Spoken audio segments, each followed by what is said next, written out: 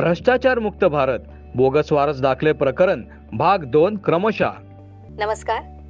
सतर्क police times आणि red flag चॅनेलच्या भ्रष्टाचार मुक्त भारत या कार्यक्रमामध्ये तुम्हा सर्वांचं मनापासून स्वागत। मंडळी, नवी मुंबई शहर वसवायला सुरुवात केली त्यावेळेस इथले जे स्थानिक भूमिपत्र होते, शेतकरी होते, त्यांच्या ज्या जमिनी आहेत त्या सिडको आणि शासनातर्फे मोठ्या प्रमाणात शहर वसवण्यासाठी संपादित करण्यात आल्या।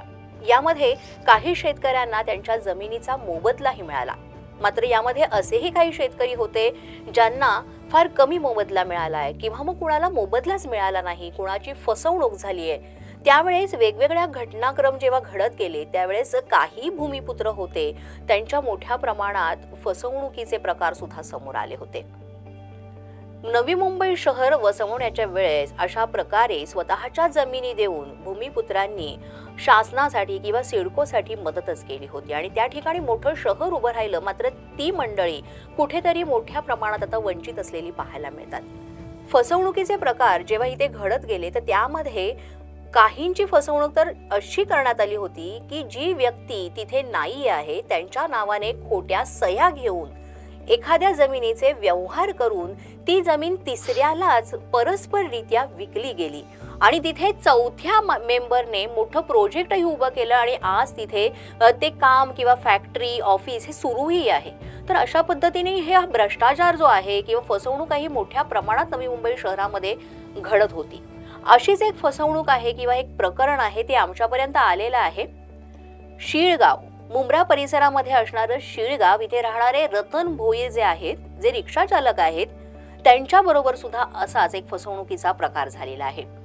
नक्की त्यांच्याबरोबर कशा पद्धतीने ही फसवणूक झालेली आहे, त्यामध्ये कशा पद्धतीने ते गुंतले गेले, यामध्ये कोण कोण सहभागी होते, या सगळ्या विषयी आजच्या आपल्या भ्रष्टाचार मुक्त भारत या कार्यक्रमामध्ये आपण त्यांच्याशी चर्चा करणार आहोत। या संपूर्ण विषयाची माहिती देण्यासाठी, चर्चा करण्यासाठी आज आपल्यासोबत आहेत रतन भोये सर। नमस्कार। नमस्कार। भ्रष्टाचार मुक्त भारत या कार्यक्रमामध्ये आपलं स्वागत। सर, तुमची पत्नी जी आहे तिची खोटी सही वापरून किंवा तिचं खोटं नाव वापरून, तिला खोटं तिथे डमी म्हणून उभं करून कशा पद्धतीने फसवणूक करण्यात आली त्यावेळेस आणि त्यामध्ये कोण कोण सहभागी होतं? ते मी कागद काढल्यानंतर मी त्याच्यावर 2 दिवस अभ्यास केला, त्याच्यात कोण कोण माझ्या होत्या। तर ती संध्या सावंत म्हणून एक मॅडम होती आणि तिच्या संगती 2 आणखीन एजंट होते तिच्या त्यांच्या ते मी गेल्यानंतर जर पुन्हा त्या याच्या डुप्लिकेट कागद आहेत हे मी बागासाहेबांच्या कानावर टाकलं अर्ज न करता पहिले। तर बागासाहेब म्हटले नाही बोलते हे कागद ओरिजिनल आहेत। तर आम्हाला म्हटलं आमचे कागद आहेत तेच नाही तर मी कसे मानणार। त्यांनी 3 दिवस पुन्हा मला इंटरेस्ट नाही घेता तर मला मी पुन्हा अर्ज केला त्याच्यावर याच्यावर का हे कागद आमचे नाही आहेत, डुप्लिकेट असल्यामुळे या प्लॉट कॅन्सल करण्यात यावा म्हणून। तर ते कॅन्सल करण्यात आल्यानंतर मी अर्ज केला। अर्ज केल्यानंतर त्यांनी सांगितलं तुम्हाला तारीख पडेल, तारखेवर तुम्हाला लेटर येईल, त्या तारखेवर तुम्ही यायचं। त्याप्रमाणे मला पहिला लेटर आला। तर माझी आमची माहिती न घेता ते संध्या सावंत आणि ते 2 एजंट होते त्यांच्या जी गुचपूच बोलूनच्या याही बागलसाहेबांनी त्यांना बाहेर काढलं आणि आम्हाला बी बाहेर काढलं। त्या बोलतात नंतर सांगितलं तुम्हाला पुन्हा तारीख पडेल त्यावेळी यायचं। अच्छा। तर मी दुसऱ्या तारखेला गेलो असता तर पुन्हा तेच झालं असताना मी बागलसाहेबांना विचारलं तुम्हाला मी अर्ज केलेला आहे, डुप्लिकेट कागद हा प्लॉट आमचा नाही आहे, मग तुम्ही समोरच्यावर दबाव काय नाही आणत हे विचारलं असता ते बागलसाहेब माझ्या भडकले। ते का म्हणाले ही केस माझ्या हातात आहे, तू काही करू शकत नाही। अच्छा। हां, काही करू शकत नाही त्यांनी सांगितलं। तर मी बोललो मी नाही करू शकत पण कोणतरी कधी तुम्हाला भेटणारच। तर मी त्यावेळी अर्ज वापस नव्हता घेतला। त्याच्यानंतर एक पेना तसं तारीख न देता आम्हाला तसं पेंटिंगला अर्ज पडून ठेवला होता त्यांनी। हां, नंतर ते बागलसाहेबांनी मला त्यावेळी दम बी दिला की तू काही करू शकत नाही, तुला अर्ज मागे घ्यावे लागेल। हे केलं असता 7-8 दिवसात नवरात्रीचा टाईम होता, त्यावेळेला नवरात्रीचा टाईम होता, मी मंदिरात पूजा करायला जातो। हां, तर त्यावेळेला रात्रीच्या वेळेत मला 10-11-10च्या टायमात आम्ही काही ते साफसफाई चालू असताना तिथे 4 पोरं आली। त्याच्या संगीत जितू शांताराम मालिमकर हा पोरगा बी होता आणि आणखीन 2 पोरं त्या आल्यामुळे ते लाईट त्यावेळी रोडवर लाईट नव्हती, अंधारा होता पूर्ण. त्यामुळे ते माणसं मी ओळखू शकलो नाही त्यांच्यात. ते आल्यानं ती लोक दमदाटी करायला लागले की अर्ज मागे घ्या, नाही तर तुला आणि तुझ्या मुलाला मारहाण करू आम्ही. हां, हे झालं असताना मी 2 दिवस विचार केला की आपल्याला पैसा देणार नाही ना जीव पुन्हा भेटणार नाही. 2 भाऊ माझे वाढलेले आहेत, दोन्ही बहिणी वाढलेले होते त्यावेळी पण. तर मी ते गेल्यात 5 मुलं आहेत माझ्या पदरामध्ये. 7 मुलं होती, 2 मुलींचं लग्न केलं मी. ते मी 5 मुलं पदरात आहेत. काय करणार त्याच बाद ते घाबरून मी अर्ज मागे घेतला. अच्छा, म्हणजे तुम्ही अर्ज केलेला होता तो मागे घेण्यासाठी तिथे असणारे जे अधिकारी होते, तत्कालीन अधिकारी बागल साहेब यांनी तुम्हाला दमदाटी केली आणि सरळ सरळ तुम्हाला धमकावलं की मी इथे तुम्ही काहीच करू शकत नाही, तुला अर्ज मागे घ्यावाच लागेल. आणि त्यासाठी तुमच्या घरी अशी गुंडही पाठवले. म्हणजे त्यामधले तुम्हाला एकाचं नाव माहिती आहे, जितू, बाकीच्यांची नावं माहिती नाहीयेत. हा, मग त्यांनी तुम्हाला ती दमदाटी केल्यानंतर, कुटुंबाविषयी तुम्हाला धमकी दिल्यानंतर तुम्ही घाबरून ते कागद सगळे मागे घेतले. अर्ज लिहून त्याही त्या सावंत मॅडम आहेत, त्याही ते अर्ज बनवला. काय बनवलं मला माहित बी नाही. रात्री 10 वाजले होते त्यावेळी. मग जाऊन मी तिला घरला नाही नेता तिची सही घेतली ना, त्या अर्ज मी जाऊन तिथं त्यांच्या हातात दिलं होतं. अच्छा, म्हणजे अर्ज मागे घेतलेला पुन्हा तो केला दुसरा एक अर्ज तो हे करून, आणि मग तो त्या संध्या सावंत या मॅडमच्याकडे दिला तो. अच्छा, मग अशा पद्धतीने जेव्हा फसवणूक झाली आणि तुम्ही पाठपुरावा करत होतात, RTI अंतर्गत तुम्ही वेगवेगळे कागदपत्र सुद्धा काढलेत, पण त्यानंतर जेव्हा दमदाटी केल्यानंतर तुम्ही अर्ज मागे घेतलात, मग पुन्हा तुम्ही कधी ठरवलं की यासाठी लढायचं म्हणून? कारण जेव्हा कुटुंबापर्यंत प्रश्न येतो तेव्हा माणूस आपोआपच घाबरतो आणि थोडासा गप्प बसतो. पण याच्यामध्ये मी एक शिपीला बी अर्ज केला होता.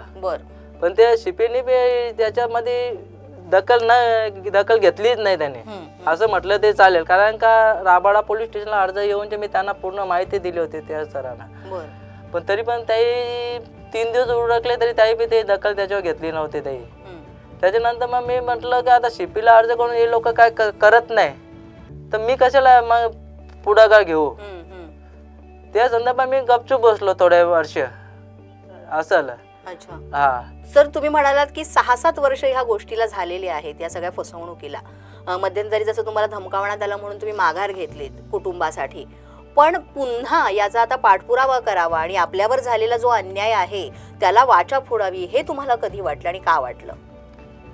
ते मी आता मार्केटमध्ये फिरत असताना आम्ही वकिलाकडे बी फिरत होतो एका कामासाठी. अच्छा, ते मी आमच्या दाबता माझ्या घरातल्या जागेचा स्वतःचा वार्ता करता ते माझ्या तोंडातनं अचानक तिथे हे आलं का मी माझा प्लॉट असा लवच्याचा आहे साहेब झाले. त्याला पूर्ण अशी माहिती देत असताना तर त्याही सांगितलं की बाबा तू काहीतरी कर, नाही तर याच्या पुढे कागद काय ओपन झाले की तुमची घरवडीण फसेल म्हणून, किंवा तू फसेल.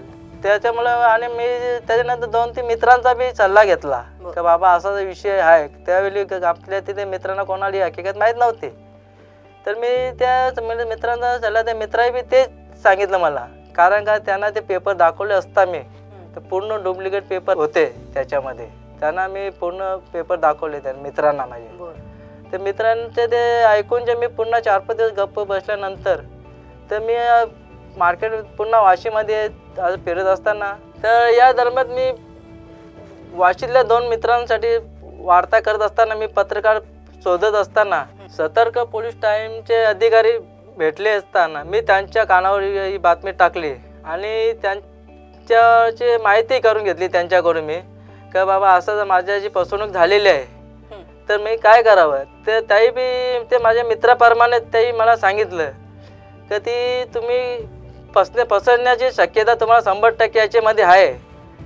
तर म्हणून मग त्यांच्या या कार्यालयामध्ये येऊनच्या पूर्ण माहिती देऊनच्या त्यांच्या आणि लोकांपर्यंत पोचावा म्हणून माझी इच्छा झाली आणि माझी फसवणूक झाली. याचप्रमाणे इतर जणांची फसवणूक व्हावा नाही आणि याच्यापुढे कोणी झाले असेल तर त्यांना मी जागरूक करण्यासाठी मी इथे आलो आहे. आणि त्यांना बी मी विनंती करतो की तुम्ही अगर फसवणूक झाली असेल तर या चॅनलशी संपर्क साधावा ही विनंती आहे माझी तुम्हाला. म्हणजे अशा पद्धतीने तुम्ही चॅनलमध्ये आलात इथे आज आणि आमच्याशी बोलताय आणि खरंच तुम्ही तेवढं धारिष्ट दाखवलेलं आहेत. कारण अशा पद्धतीने जेव्हा आपली फसवणूक होते, आपण बरोबर असतो पण मात्र आपल्याला चुकीचं ठरवलं जातं आणि खोटी कागदपत्र घेऊन आपली फसवणूक होते. मात्र RTA अंतर्गत, माहितीच्या अधिकाराअंतर्गत तुम्ही जसे लढताय, सत्याची वाचा फोडण्यासाठी तुम्ही एवढे पाठलाग करताय, पाठपुरावा करताय, तो तसा इतरांनी पण करावा. कारण जर तुमची जर अशी फसवणूक झाली तर असे अनेक शेतकरी असतील, भूमिपुत्र असतील, त्यांची पण फसवणूक झाली असावी. तुमचा लढा बघून इतरही सगळे पुढे येतील. आणि अशी बरीच माणसं आहेत, जसं तुम्ही आमच्या चॅनलविषयी सांगितलं तशी इतरही खूप माणसं चांगली आहेत, समाजसेवक आहेत जे समाजकार्य करतायत इथल्या भूमिपुत्रांसाठी.